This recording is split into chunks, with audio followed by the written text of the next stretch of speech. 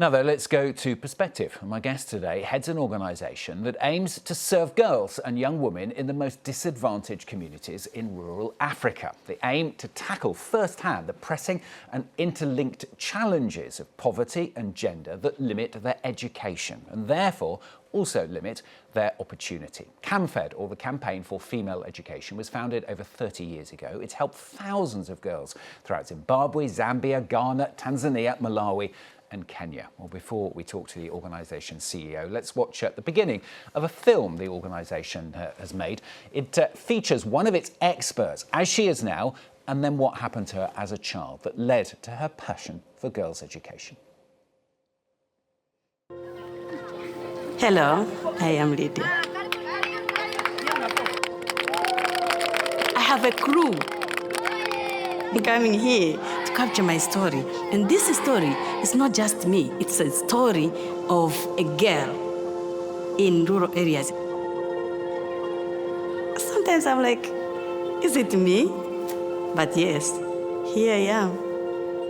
It is possible.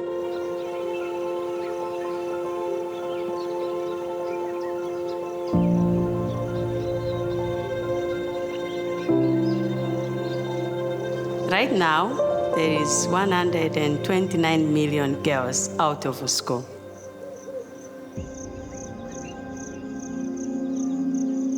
We had just sat for our Standard 2 exam. During that holiday, I had asked my mom to buy a pen for me. I had always wanted to start writing with a pen. She said, we needed to wait for the results to come out. If you are number one, then I'll buy you a pen as a gift. But she died a week before. Yeah, a very sad, bittersweet moment there at the end of that film. But the CEO of CAMFED joins us now, Angeline Murimirwa. Thanks very much for being with us on the programme. As I said, I mean, that story there we saw of Lydia Wilbard, I mean, it shows, doesn't it, the kind of person that you're trying to help. Absolutely. And as she rightly says, Lydia, this is not just a story, it's a story that is echoed across many villages in Africa. And of course, we know beyond that. But these are the girls that are at the heart of what we do as an organization and at the center of how we do it.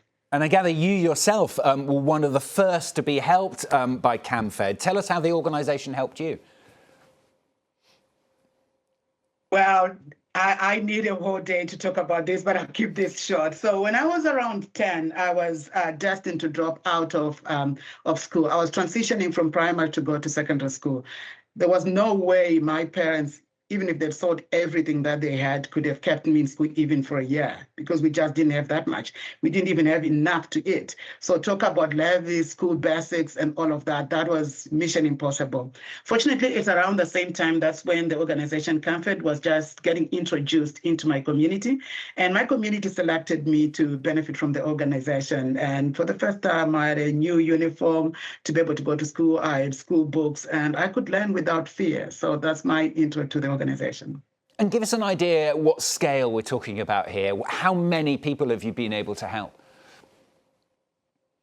Oh, I heard you say earlier thousands. We're talking about millions. We actually reaching over 8 million children to date, girls that we have supported through school, that's through secondary school and up into transition into secure livelihoods.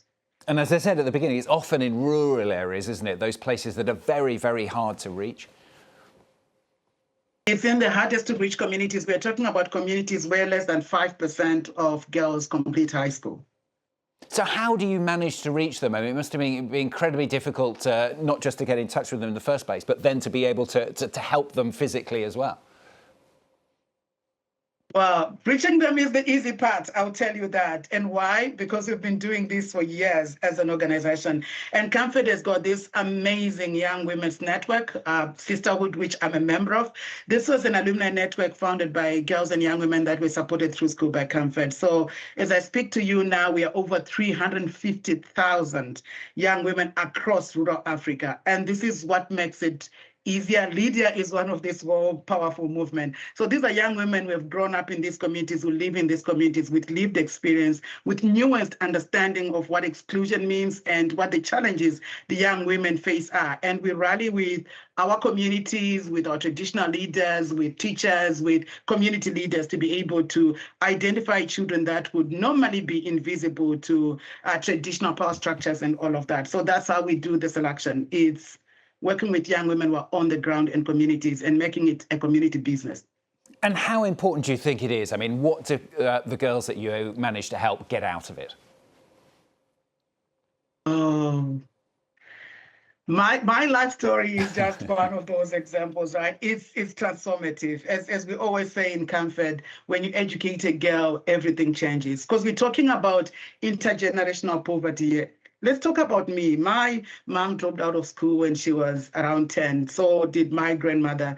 And I was destined to also drop out. So this is intergenerational poverty. And what education does, it breaks that vicious cycle. It ushers a new opportunity for children, for families, for communities. Come on, we're talking about young women who are the first in their communities to become teachers, to become medical doctors, to become lawyers, to run businesses, to support schools. So this is truly transformative, not just for the individual girls, but their communities too. So I know this full well. That's the story of my life. That's the story of millions of girls who got their chance. What are the limitations? I mean, do you sometimes face opposition? You know, some traditional ideas are very ingrained, patriarchal ideas. Does it become a problem sometimes trying to counter that? I'll tell you one of the most beautiful, and I know often not talked about realities of this, is that there is huge commitment to education. Communities know that this is their way out of poverty. How that plays out then often differs because there is a complex web of barriers to girls' education, and poverty is at the center of that, where a family has to either provide food for the family for a week or buy an exercise book. Or for girls, when you're talking about menstrual products for a week is equal to 20 meals for a disadvantaged family. That's not so much of a choice. So I'd say that the greatest challenge we've got is challenge of poverty as opposed to social gender norms and all of that. Whenever there are resources that are provided, we have never had a single incident where a family or a community or a leader has said, our culture does not allow children to go to school. So I'd say it's the culture of poverty rather than the poverty of culture that we continue to grapple with. And presumably the biggest limitation is always funding? It's always the resources. And, you know, it's so tragic because when you look at it, it's just $220 for a child to go to high school for a year. But where a family income for a whole year is less than that, that's a lot of money. So yes, it's resources always at the center of it. Good to talk to you on the programme today. Lovely to hear your positivity as well. Angeline Murimirwa joining us there. Thanks very much, the CEO of CAMFED.